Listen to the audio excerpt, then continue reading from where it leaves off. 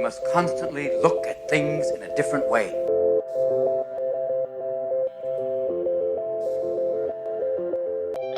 The Healthcare Education Transformation Podcast was created by two physical therapists out of the desire to learn more about the different educational roles in physical therapy and healthcare, and how healthcare education works by talking with educational leaders and people with different perspectives within physical therapy and across interdisciplinary lines on how education can be improved to disrupt the status quo of healthcare education. This is our journey, and thanks for listening. Are you a third-year physical therapy student that excels on tests when you have study guides, checklists, and deadlines? With all of the information available about how to prepare for the NPTE, it's easy to get disorganized and not feel prepared going into the big day. NPTE Prep Success is an online course that provides PT students easy-to-use study guides and step-by-step guidance through the NPTE preparation. To learn more, visit kylericeprep.com. Hey everybody, this is Brandon. Thanks for listening to another episode of the Healthcare Education Transformation Podcast. And before we get to our interview with Will Boyd and Alex Engar, I just wanted to give a brief disclaimer on this episode, as we did this episode live back in May 2018 at SSPT Live. And unfortunately, while we were doing it, the audio did pick up a little bit of some background noise that was unable to be edited out. So we did have some audio issues there, and the audio quality is not 100% perfect, so bear with us. So we apologize for the inconvenience. Now, without further ado, here's our chat with Will and Alex. Hey everybody, and welcome to another episode of the Healthcare Education Transformation Podcast. I am one of your hosts, and I'm Brandon Pollan. Of course, I'm joined by my other half, F. Scott Field, here live at Clearwater Beach for SSPT Live. Today we are joined by the amazing two guys from online digital marketing. We have the pleasure of speaking with Dr. Will Boyd, Dr. Alex Engar, to really talk about how to effectively teach healthcare providers about digital marketing. You know, guys, so for those of you who aren't aware, Will Boyd and Alex Engar are the founders of Healthy Funnel LLC, which is a digital media company aimed at helping healthcare practitioners thrive in the online and digital marketing world. And they are also the founders of the Healthcare Digital Marketing Facebook group and the host of the Healthy Funnel podcast. Now, guys, for those who have not heard of you, do you think you can give us kind of a brief overview about who you are and about your journey that's led to where you guys are at today? And Will, we'll start with you if you wouldn't mind. Yeah, absolutely. So my name's Will. I'm a physical therapist. I graduated in 2016 in December, and I have been working full-time as a home health physical therapist until this past Monday. I just moved to PRN, so I feel happy about that. And a big part of that is I started a business with this guy, Alex, who it's been absolutely amazing working next to him and the creative genius that he is. He laughs about it, but he is. And we created a business to help really to run Facebook advertising for small businesses, in particular physical therapists. We'll dive into some of the reasons why, but that's where I'm at now, and moving away from full-time PT to PRN and joining, diving head in with Alex. Yeah. I guess I'll introduce myself too. Yeah, I'm Alex, and I am a physical therapist as well. I graduated last year. It's almost exactly a year ago. And I'm actually full-time into digital marketing consulting now, along with Will. And I just love the whole teaching process in a space where we're uncomfortable as PTs usually, right? Digital marketing, doing stuff online. It's not a comfort, it's not our comfort zone, right? And so I really like helping people outside of their comfort zone, which is not something that I had realized before, but I really enjoy that. And my brain is just so step-by-step oriented. I'm always thinking, okay, what's next? I'll hear big high-level stuff. Awesome, what next? Because otherwise I can't. I won't take action, right? And so, and we'll get into this, I'm sure, but I've just found that I have a passion for helping people see, what is your next step? And it's just such a clear path to what the next step is in digital marketing for people. And Will and I have found that we just love being able to talk with someone, see where their business is at. And it's just like physical therapy. You diagnose someone, right? Mm-hmm. Here's where you're at. Here's where you want to go. This is the gap. Here's how to fill it. We found that we have a skill for that in digital marketing, and we have a blast doing it. Yeah, guys, so before we dive into the digital marketing aspect of things, with us all being here live at SSPT, what is the biggest takeaway that you've gotten thus far from the talks this weekend? Oh, man, that's such a good question. I was going to say my biggest takeaway is how to create family. That wasn't from the talks though, so I'm skirting this question a little bit. But I did want to say, so we're here with a group of 220 physical therapists, right? All of them know each other so well, or even if they don't, are just so ready to embrace. And I think the cool thing is most of us have only met each other online. And you look at the power, like people say, oh, it's not the same as meeting in person. Like you're sitting there, people are texting on their phones and I get that. Like I don't like that aspect of it, but I think it is really cool that online you can meet people, you can create real friendships and create real relationships with people online. That goes for both in-person like friendships, but also between you and patients. And I think that's really cool to realize. I mean, Will and I just met yesterday after almost a year and a half of knowing each other online. And I don't feel like it's any different, really, being with him in person than it has been getting on a Skype call with him. Sure. I think we can even echo that because we were in the same boat yesterday too. First time we met each other. Oh, as well. congratulations, you guys! Yeah. So It's about a year. Yeah. May of pretty last much. year. Same Close. thing. Very similar story. Yeah. Will, what about you? What was your takeaway? Your big takeaway message from the talks this weekend?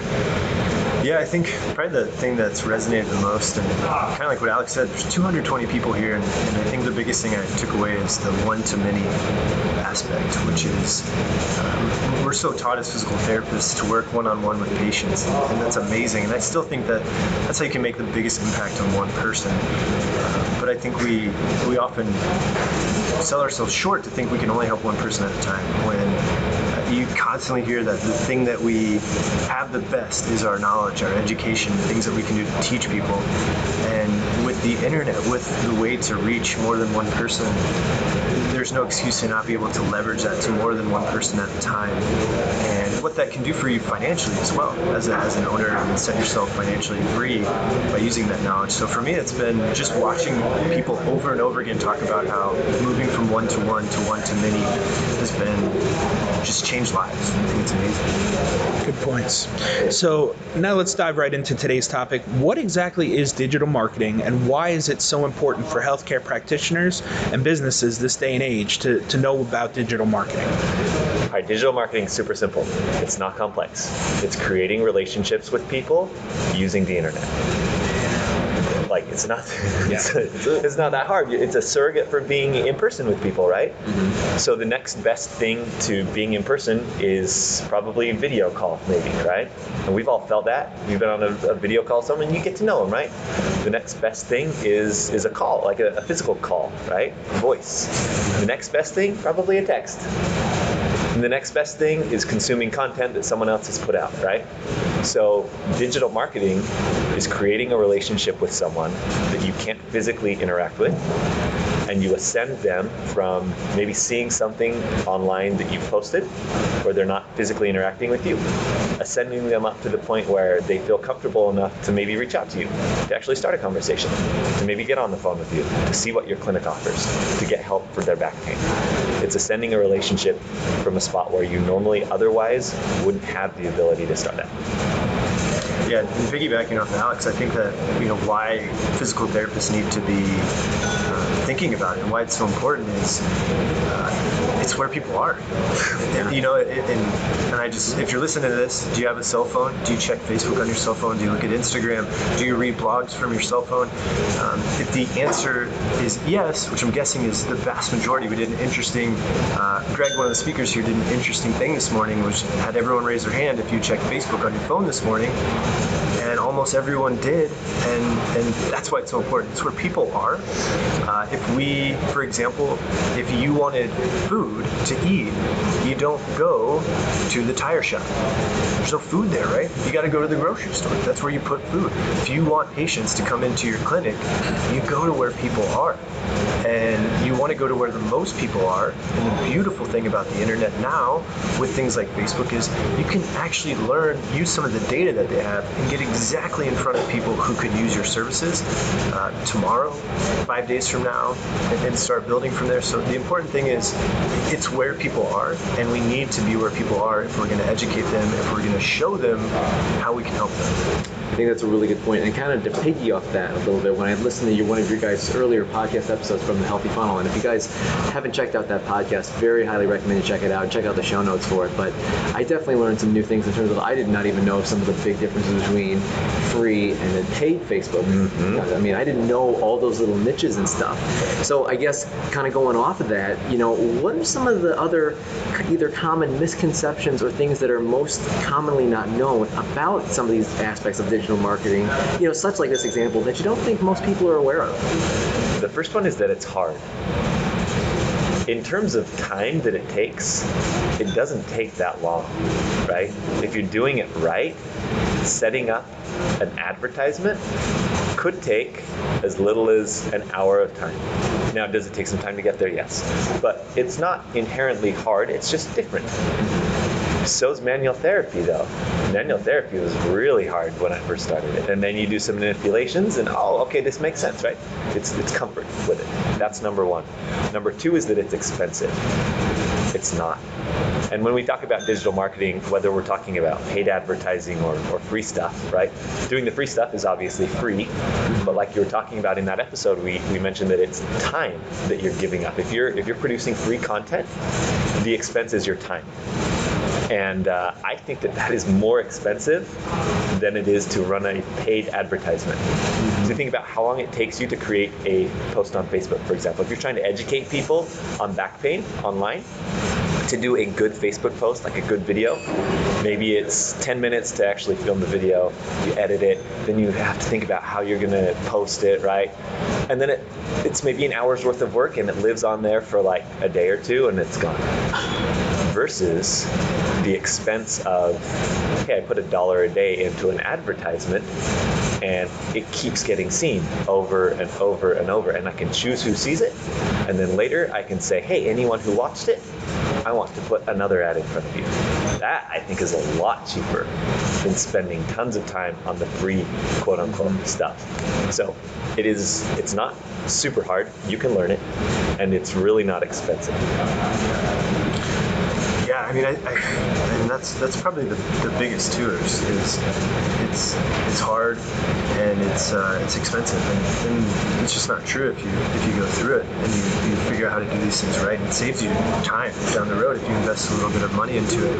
I think really the other thing is I think people view social media as this thing that, like, I don't want to get into it. I don't want to share my life, and I don't either. Like, I don't. My personal Facebook page has, I maybe once a month I post something on my personal page about our podcast episode. And that's really, even then I've stopped dramatically. Like, I don't post about my life. I don't post Instagram maybe once, if I have a funny picture or something come up, I'll post on there. I don't use it for that. What's interesting to me is, though, if you're a business, if you're a physical therapist that wants to have a business, and you look at it objectively in terms of what's going to help me grow, how would you not take free opportunities to get in front of people? Who would turn that down? If you could say, if I were to tell you, hey, you know what, tomorrow you got a chance to be in front of 300 people, and you could talk for 5 minutes to see if they'd want to sign up for your services. Most people would take that. Now, if I told you you could get in front of 3,000 people for $10 and do the exact same thing where they're at, it's something like that when you just have to look at it objectively. This is a business thing. That's how we approach it. I approach social media as a business. As a personal thing, I think it's either you're into it or not. I'm not into it as a personal thing. As a business, though, if you're not into it, it's just going to be harder. Is it impossible to grow? No. Is it going to be much, much harder and take longer? I'd say 100% yeah. That's why it's important. I think one other thing, too, is that people think it doesn't work because they've maybe tried it and it didn't. There's a lot, obviously, that goes into making something complex work. But at its core, are you helping people with the problem that they actually care about, talking to them in a way that they understand? Which, that's education at its core, right? I mean, you think about educating in the classroom, and we've all sat there hearing someone ramble on, and they're using terms that we don't understand, and we're sitting there like, please, when is this over? You do not have the luxury of having someone sitting down in a seat when you are teaching online, when you're, making a video or a post on social media. They have so many other things like trying to get their attention.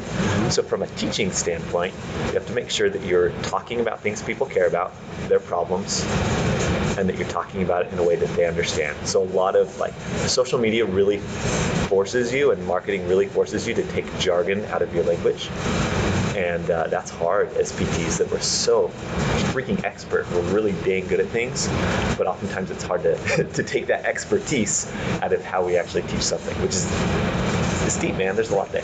Yeah, I think, when we graduate physical therapy school, we leave with something like 100,000 new words to our vocabulary, which is great. And you'll use it occasionally to maybe diagnose something or talk to a doctor in a note or something like that. But realistically, I think we don't do a good enough job in PT schools of bringing it back to realizing that we are going to be talking about this stuff with patients, and we do need to bring it down to their level so they can understand. And the same goes for anything you're educating on. You're having to bring it to a level where people understand, or else the transfer of knowledge just isn't going to happen. 100%. Mm-hmm. So guys, I mean, realizing this answer will depend on, the type of business, the audience, and the location, and many other factors. But what is the general thought process and structure when you're consulting companies regarding their digital marketing? Yeah, so first off, it's been really interesting. It might not be what you think. We actually start a lot of who's the right audience for, who you're trying to target. I think we definitely don't get taught, I can speak for myself, any business in PT school, unless you count a 2-hour lecture from 3 business owners who shared some insight, but practically nothing. And so we start with, hey, I want to help people. Great. Who do you want to help? And we saw it here. We watched Greg go through it. Who exactly do you help? Good examples and bad examples. If you're out there listening to this right now, you just have to be really clear on who you're trying to reach. And the power of the internet is we can actually help you get right in front of that exact person. So if we don't know them, it's really hard to message to them. Messaging to a 14-year-old high school athlete is way different than a 74-year-old who's having trouble with balance issues, right? I can't message the same way to both, other than I can help you if you have issues, right?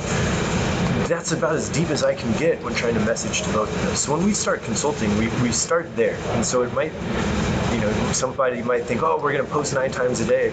It's actually really psychological of understanding who are you trying to reach, what resonates with those people. Then let's dive into how we can create some content that's going to message to that person. Very good. So, guys, I've, at least in my very limited physical therapy experience, I'm starting to realize and see more businesses in general, on the whole, are becoming more embracing more of the digital marketing aspects that you guys had kind of mentioned before.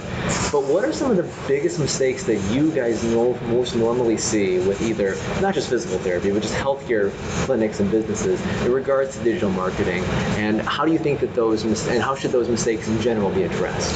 Okay, the biggest one is what Will just talked about, targeting. Wrong message to the wrong people. Or, let's back it up. The biggest thing is they're trying to reach everyone, okay? Online, you appeal to no one if you're trying to talk to everyone. You appeal to the right people by talking very specifically to them. Hey, if you're a golfer who's been out on the green, and as you go to putt, you feel this little click in your shoulder as you're going back, here's something you can do about that. Oh, that's super specific, right? Mm-hmm. People will listen. If you say, hey, if you're sore, we can help you. Yeah, so can every other business out there. How is that different? So most people starting off want to go broad. It's natural, right? We don't want to exclude anyone. Try going specific for like a month. Pick one group of people that you're going to help. Narrow it down to like a 10-year age range. One sport. Talk to those people. Solves it. Just try it out. See if it works. If it doesn't, okay, great. Maybe we need to switch up our targeting and our messaging, or maybe we just don't have the right messaging. Maybe we're talking to the right people with the wrong message, and we tweak it a little bit. That's, I think, probably the most common mistake though that we see right off the bat. Yeah, and with it, I mean, I think the other thing is the mistake is I don't want to spend money on it. It's huge. I mean, you think about if I were to tell you guys, hey, if you're listening out there, and I were to say, look, are you still going to use your website, even though you're going to have to now pay $10 a month for it, right? I think most people will be like, oh yeah, I already paid $10 a month for my website, right? The misconception is that social media is free, and the reality is these platforms, Facebook, Instagram, Snapchat, you name it, are businesses. They run under business models that have to make money, and they serve their interests and their parties, and they want people to have a good experience. If you aren't, it would be like saying, oh, I'm so mad that my website place makes me spend $4 more a month for my website. It's so worth it for $4 extra, for $5 extra, $20 extra a month. If you look at what Facebook has, for example, and they own Instagram, if you look at these platforms, all you're doing is leveraging their business that's catered to advertisers to help you. And if you don't see the value in that, for example, putting in $150 into an ad that runs for a month, that generates 20 leads, that generates potentially 3 new patients that are worth $800 a patient, and you get $2,400 back, and you don't see where $150 is worth it, that's a mistake. Like that's a business mistake, and that's what Alex and I do is a lot of education. Is the return on investment is there. You're just seeing the upfront spend. You're not seeing what comes out of this. And what's beautiful is before this, we couldn't even measure a billboard outside, a newspaper ad, unless we got someone coming in and said, hey, I pressured them. How did you find out about this, right? Some people don't remember. But I can track exactly. If you click on my link, sign up, and you opt in, and you put in a thing, I can tell exactly how many people I'm getting out of this. So I think one of the biggest mistakes is I want it to be free, and I'm upset that it's not free anymore. Tough. Like tough. You've been using something that's been amazing for free, and now someone's asking you for a little bit of money to still get a huge return? Great, that's called business, and that's what we're all in. And so I think that's the biggest mistake, and it fires me up because it's still a huge opportunity, and it's so undervalued that we just think, oh, woe is me, it's not free anymore. That's no excuse. It's time to invest in what you do. 93%, the very vast majority of people who have low back pain aren't seeing a physical therapist. Right. Why would we fight over the 7% of people who are the tiny minority that doctors are handing out, that physicians are handing out to physical therapists, when we could tap in directly to the 93% that are ready for help? Let's take it even deeper. This is a healthcare education transformation podcast. What about mental health? We don't even tap into that. Are you seeing ads running from psychiatrists that are saying, hey, I can help you with these issues? Nope. I mean, the potential that's out there is enormous. And that's not even to get into a deeper subject, because I feel like that's a whole nother podcast, but we don't even have enough practitioners to service the amount of mental health issues that are going on right now. Yeah. So the few that are out there probably need to be putting their face and name out there, because they could help a lot more people, and with the little numbers they have, at least they could do it justice and get the maximum potential on their return by just doing a little bit of advertising, a little bit of digital marketing. Well, bringing it back to education again, what have you guys both learned about teaching healthcare providers digital marketing from your role in the Healthcare Digital Marketing Group, your digital marketing class, and then consulting? My biggest thing, and this goes back to my learning style specifically, is that learning needs to be step by step. What do I do first, second, then third? Then what's number 1, then number 2, then number 3? Then what do I do at the beginning, the middle, and the end? Say it multiple ways if you want, but it needs to be step by step. And I think that as we're treating patients, as we're educating patients, that comes into play too, as we're talking to people online. All right, here's what you need to think about first, and then after that you can go to this, and then finally we'll go here, right? So we found that people crave, how do I do it? And that's where we come in, really, is we saw that there's some incredible people that I'm sure you've had on your podcast that are high-level thinkers that are giving incredible guidance. And I think that that is absolutely 100% necessary. But what's also necessary is how do I physically implement that? And so I think that's important when we're teaching our patients. Yes, give them the high level, like here's what you're doing with your injury, here's our plan of care, here's where you're going. Please give them here's what to do next, step by step. The easy way to know what to teach someone is think about the questions that you're getting frequently from patients. That's what you start talking about online. That's what you market about. You talk to patients about the things they're already talking to you about. That's how Will and I choose what content to provide. Because physical therapists come to us and they say, how do I set up a Facebook ad? Great, we'll talk about that. Talk to your patients about the things that they're asking you about, and you can't go wrong online. Yeah, good points, guys. And a topic that, of course, we have to bring up here that I know some people are always going to think about and ask. Some people are always going to, when there's considering any new paradigm shift or any new belief, is what's the evidence on this? So I guess my big question then ultimately is, what does the research say about the effectiveness of digital marketing, and kind of where your findings of the research that may vary from typical healthcare research?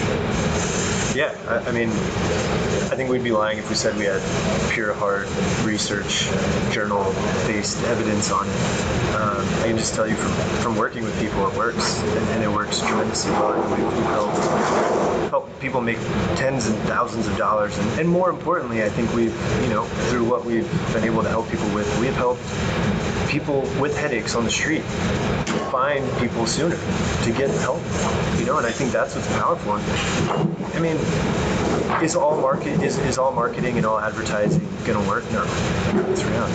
Is every patient going to get better that we ever had come through the door? No. You look at the stats of our outcomes in general, we're fighting an uphill battle to begin with. So, in my opinion, the way we're going to get people better if we're not focusing on quality is we at least need to be able to get more of the right people to the right providers to help them. And I think, I don't have data. I can just tell you I know that we've gotten many more people in the door to be seen. That's probably as evidence-based as I can get on it in terms of that. But yeah, man, I think there's some pretty clear evidence that 100% of the people who never hear about you will never come to you for help. Way to keep it simple. Yeah. That was a way better Yeah. Well, I can vouch for both you guys on the social proof aspect. It just from the things you guys have helped me with personally, it's been amazing. I mean, it works. It does.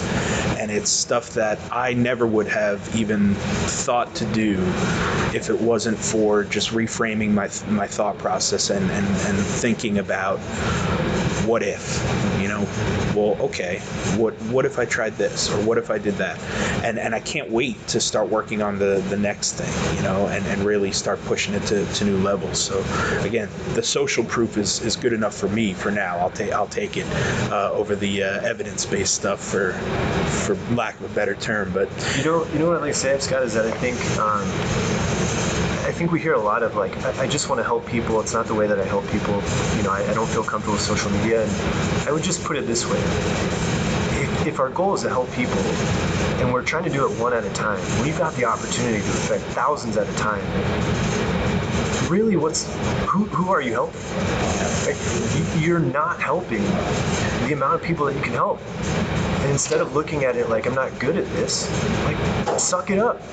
Learn how to do it. Yeah. There are hundreds of thousands of people waiting to be helped. You have education, you have knowledge, and you're going to tell me that you want to keep it to yourself or you want to help one person at a time? Look at it that way and think, who are you really serving more? Are you serving your own interests with one-on-one?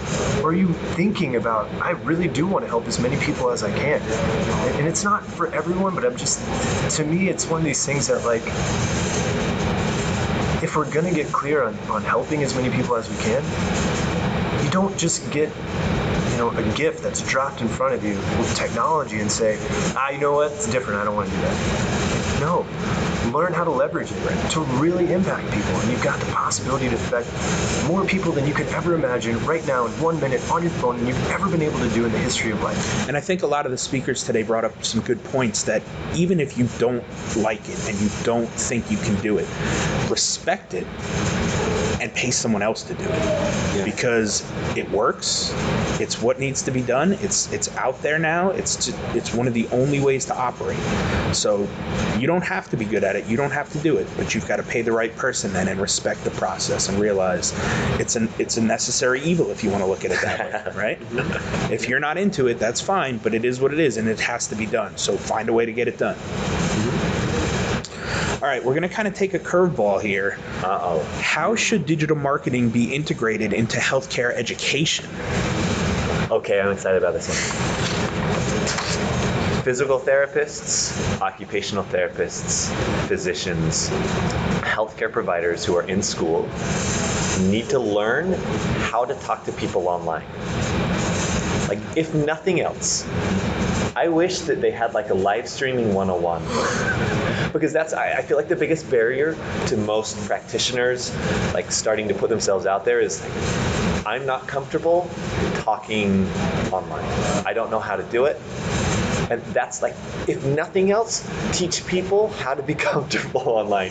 I wish I could go into a PT classroom and say, all right, guys, you just studied for musculoskeletal. You know freaking everything about how to do a back eval and what signs to look for in back pain. I want you to go. I want you to pull out your phone. I want you to go on your personal Facebook page. I want you to do a 2-minute live stream teaching people about what to do if they have back pain, what they should look for to know how severe it is, whatever. Like, go teach one principle in the live stream. Can you imagine if clinicians started putting themselves out there to the point of, okay, how am I actually saying this? Because that's the thing. It's a reflection of how we are in the clinic.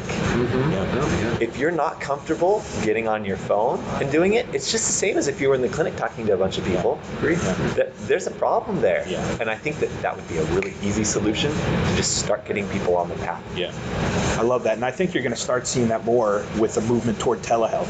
You're going to have to get comfortable in front of the camera because that's the direction we're heading, like it or not. There's going to be some amount of it. We don't know how prevalent it's going to be. And there's probably still going to have to be a lot of hands-on and face-to-face stuff. But telehealth is going to play a part in the next several years. So you got to get ready. Jump on the train now. I think two things. One, you need to teach these students how to do digital marketing right now because they can learn how to make money right now. I'm going to be honest, we've got a real problem in physical therapy, and I think higher education in general, and I say this from our podcast and Nobody's Talking with thousands of new grads and students. I'm not making the money I thought I was going to make out of school, and I spent way more money than I planned on. We're not at a bubble yet, but at some point, if this keeps happening, it's going to come. But guess what? There's a way to help it. If you want to charge that much money, teach people how to make money.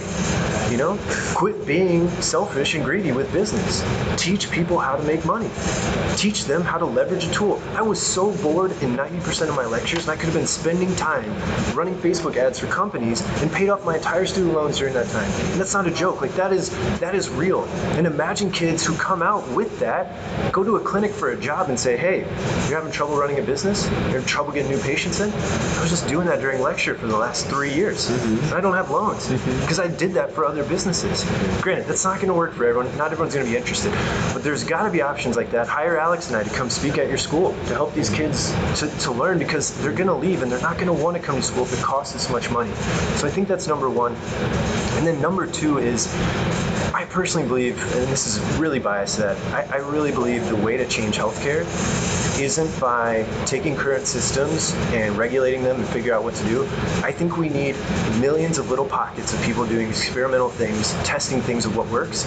We find out what works, and then we rebuild and scale.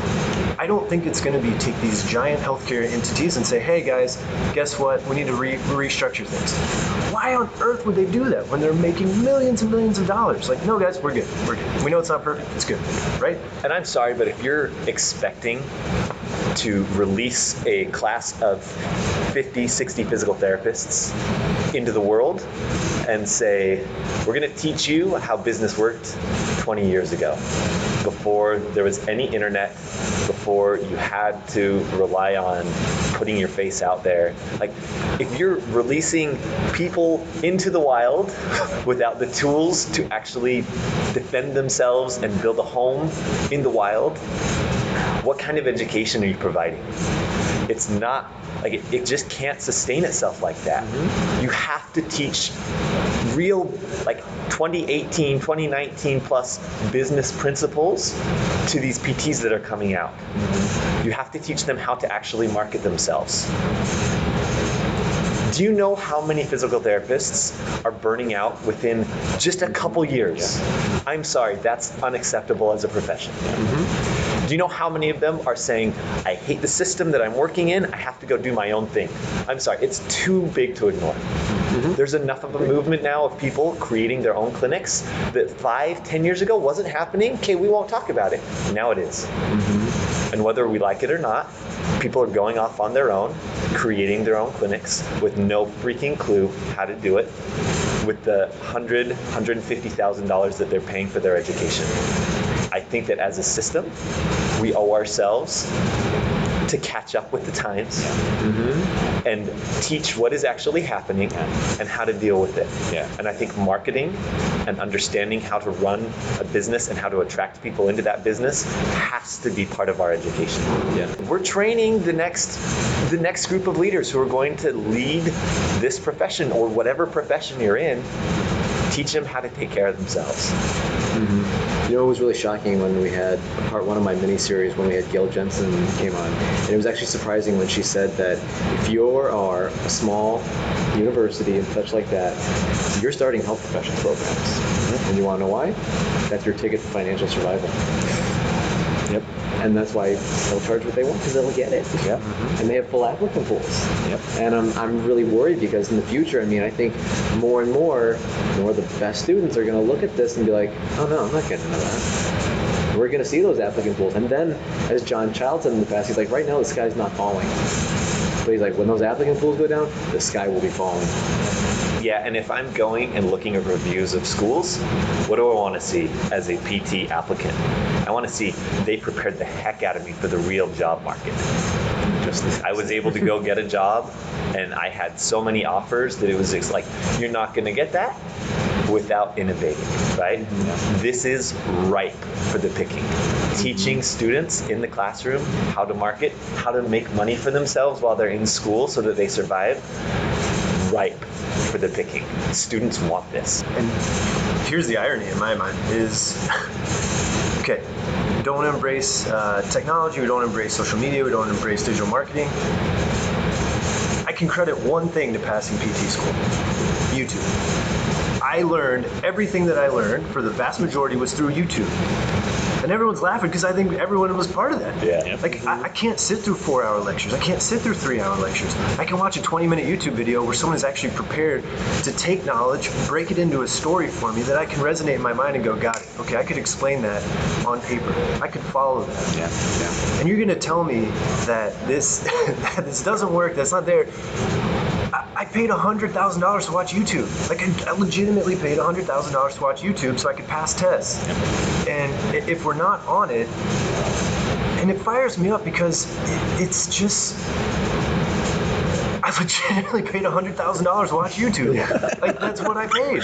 And I could be really kind about it and say, as I learned so much, like, that would be absolutely no, and I had great teachers and all that, but like, the environment isn't set up for me to learn very well. Other than my clinical experiences and watching YouTube, I'm pretty sure if you give me the NPTE prep book, gave me 2 months to read all of it, learn what I had to memorize, I could have passed the NPTE exam. You're going to tell me I paid $100,000 to watch YouTube videos? I realize there's more arguments there, and I'm sounding condescending, but I just think it's real because it's happening. And if you're laughing and thinking that doesn't happen, it's exactly happening. And all your students aren't paying attention, and they go home and they watch YouTube videos and they come and pass your tests. That is a reality. And I don't know why we're afraid to talk about it. We need to look at it. If you're a student, I'm not going to pay $100,000 to go watch YouTube videos. And sorry, I said but I think it's an important conversation to have, and the fact that, like, that's happening. All right, let's put the blame on students and tell them to up their game and pay attention. right, it's changing. Yeah, why blame? Education is changing. Let's so utilize change. it. So Let's change with maximize it. Yes. Why put blame on it? It's not a negative thing. Let's take it and harness it. Okay, this is where they're at. This is where they're living. Let's harness that and ride that wave. That's how they're learning. Well, then let's get on YouTube and learn that way. And I think, a credit to South College and Baylor and some of these 2-year programs that are mainly online. They're trying to do that. They're pushing the needle. Yep. So, it's happening, but it's happening slow. And that's a problem with a technology that happens so fast. Which, speaking of which, I think that's a pretty good transition to the next question. But where do you see online marketing evolving, and how do you see it changing in the next few years? I see more businesses getting on it. I see the need to know how to do it rising up. We see it because we're experiencing it. There's 1,200 physical therapists and healthcare practitioners in our group that are starting to run ads, that are starting to do it. If you're not doing it, you're going to have to. And B, yes, it's more crowded, but there's so much opportunity, and people aren't going to start spending less time on their phones. So start now while it's honestly easier, and just know, yes, it's going to get more expensive, but yes, there's going to be more and more opportunity. It's just evolution of any kind. It's going to change in some way. And it might not be Facebook. It might not be Snapchat. It might be something we don't know about. It might be, social media has some big thing. It's back to websites and blogging. And the thing is, I don't think we're ever going to stop humans wanting to connect with other humans. And you think about the information that you're able to get, man. We've seen, I feel more connected now to someone in China than I probably would have 50 years ago, because I can watch YouTube videos of their culture. I can see what it's like. I can get on Skype and talk to someone, and we can speak in broken language and communicate. And I can be like, you're like me. And whatever the platform is, it doesn't matter. It's just evolving of human communication. How do we can say marketing, but all it is human communication. How do we talk with one another, right? And so it's something to me that's going to evolve, and there's going to be other changes. Business owners are going to be frustrated because one platform is going to become more expensive, or they'll have an issue, right? Tough. People have storms. You got to uproot your family and move. That's just life, and things are going to happen, and you've got to be willing to adapt. It's like the human body. If you're not willing to push someone to adapt, you're not going to get better. And we have to think that way in terms of marketing, in terms of business, in terms of just really pushing forward as a society. You got to learn how to adapt to what's going on. No, I think those are some great points, guys. And, with you guys having a lot more experience within the digital marketing realm, I'm really curious as kind of what aspects of digital marketing are you guys now focusing your time and efforts on, and kind of what have you been learning as a result of kind of the new stuff that you guys are going through now for your personal development within this realm? So one big thing for Will and I has been, let's look at the ROI. Again, if we're looking at ROI we know that time is the biggest one, right? Time is the biggest resource that we all have to give to something. And for my time, and then for my money, as a clinic owner, or as a clinician, or as an educator, where is my time and money best spent? Right now, one of the best things is Facebook advertising. Because it works, because people are on there, and because right now it's still relatively freaking cheap to do. So for those reasons, Will and I are heavily focused on helping people understand how to use them, how to set them up, how to know when stuff works and what doesn't, and how to get comfortable on this platform. That's something that Will and I have just seen. As we work time and time again with clinicians, they put out an ad, people respond. They put out an ad, more people respond. They put out an ad, oh, that one didn't work. Okay, that's fine. It was cheap. It was $100. It wasn't as good as we thought. Great, we'll try a different one. It's just such an easy way to go test messaging, to go test what you offer patients, to go test how you're talking to patients and educating them, and that's why we love it. Yeah, I think down the road we're going to move into online courses as well. I mean, we already have online courses, but I think helping people start their online courses, just because we've been so impacted by online courses. and you can take them, digest them at your own pace, versus 14 3-hour lectures in 4 months where you got to wait, where you read the book and then wait to see if the teacher says the same thing. Like, you're going through and you can apply things quickly, and honestly, I think you can just affect so many people through online courses. And again, it's the one to many principle. Yeah. Practical education. CEUs need not apply. There you go. Well, gents, it has been a tremendous interview today, and I've definitely loved the energy that you guys have brought out. And I hope that people listening, no matter what position you are, whether you're a student, educator, clinician, whatever the realm may be, I really hope you can take some listen if you perhaps weren't familiar with this avenue and really start to think about it, start to implement these things, because it is, at the end of the day, it's real. So I know we talked a lot about education earlier, and our last question kind of goes off of that. And if there's anything you guys wanted to add that's different on this, that's fine. But our last question that we always ask is, if you could change one aspect of healthcare education, which aspect would you change, and how would you change it? I'm going to start with this because I think we're going to try to make a dent in this. I'm actually working on, and Alex is helping me build an online course that's going to be coming out sometime soon. And I say this because I'm not in a position to change the standard of healthcare education. What I can change is people's quality of life getting out of school with less debt. And I've seen it firsthand myself. I had $150,000+ in student loan debt. Thank you, government. And I've seen the stress that it brings on my life, on other people's lives. And Alex and I have figured out how on the internet you can help clinics make money. Also, when you go to apply for jobs, you're much more highly sought after. You're much more marketable. So for me, it's going to be that. Like, that's just a passion. So it's personal, not necessarily the biggest thing that needs to happen, but yeah, that's what I'm working on, and Alex and I are working on that together. It's coming out at some point in the future. I think just trying to improve quality of life for the students. I mean, it's rough. You watch new grads come out. Brandon and I have talked a lot as new grads. The realities. I think we're seeing life decisions push back. I'm 31, and I don't feel comfortable getting married or having kids because I can't even afford, my student loan bill is $1,100 a month. Like, what am I going to do, man? That's twice my rent. So it's something that is crazy, and we need to help these kids out with.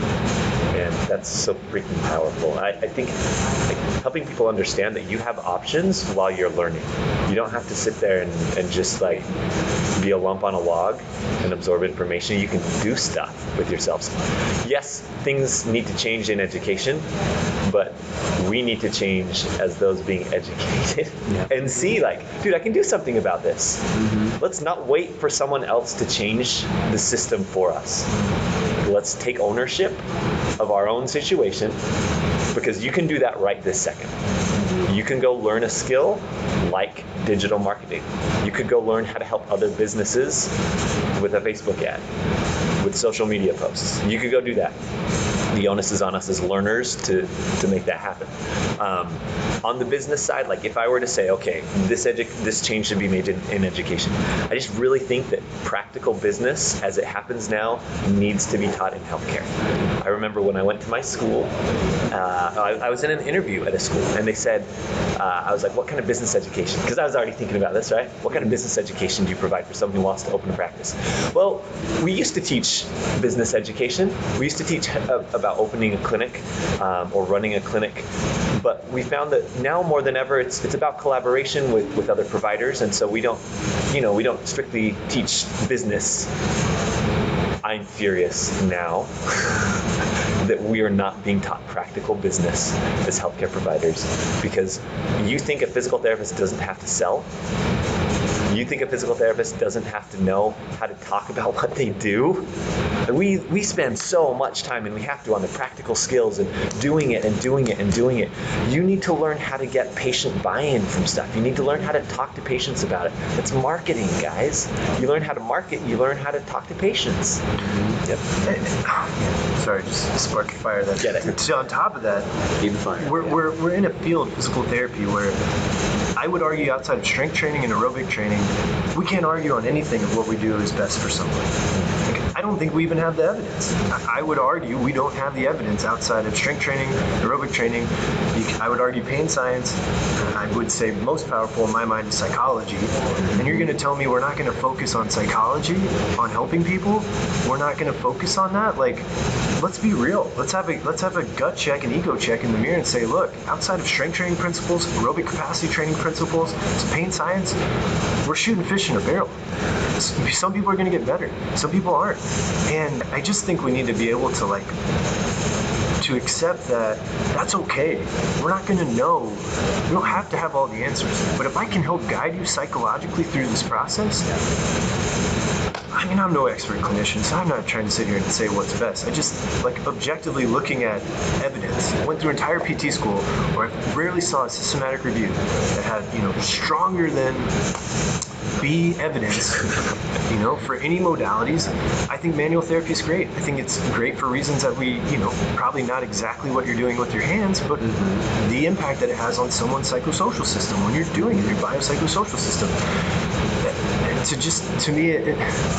To spend all that time over things that we don't know, what if we could just say, all right, guys, we don't know. It's worth trying. If someone thinks it's going to help them, great. Instead, focus on these psychological principles, sales, confidence, the things that that I think we're really inherently good at. You find that good PTs are good at this, why don't we start helping people develop those quicker? To me, it just doesn't make sense. There is a therapeutic aspect to physical therapy. What? I know, right? It's crazy. It's crazy, but it's very much. But that means we should post it. I mean, yeah. It's how I feel, and I'm just feel. Yeah, it's something that's been I talk in private a lot about. It's interesting to finally bring up because it doesn't make sense to me. Yeah.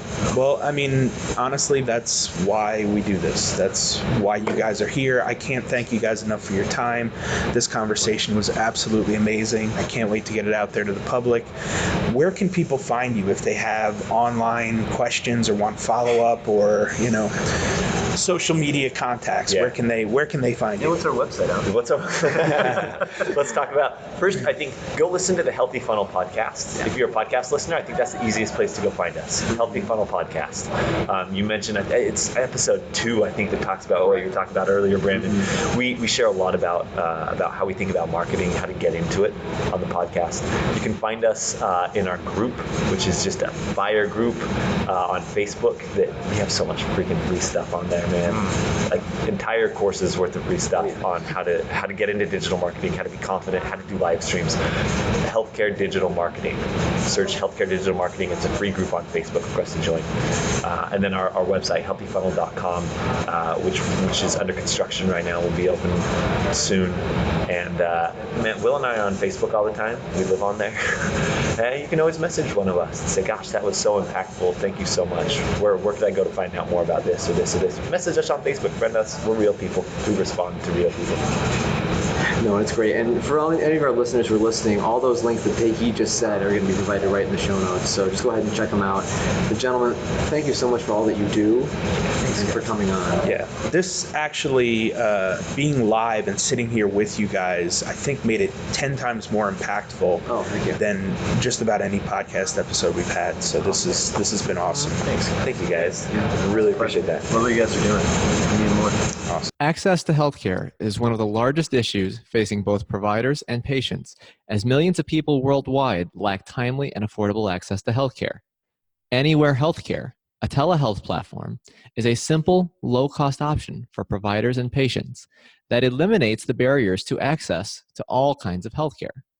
To find out more, check out anywhere.healthcare, which is available in our show notes. And if you use the code HET in all caps when you email to sign up, you'll save 25% off the total cost. Thank you for attending class today, and we hope that you learned something and gained value from the content. If you'd like to schedule office hours with us, feel free to add us on Twitter at HET Podcast, on Instagram, HET Podcast, on Facebook, the Healthcare Education Transformation Podcast, and the homepage, healthcareeducationtransformationpodcast.com. And for those of you following along in the syllabus, Extra credit can be obtained by liking us, sharing us, and leaving a review. Let's continue our journey up Mount Educational Success as lifelong learners.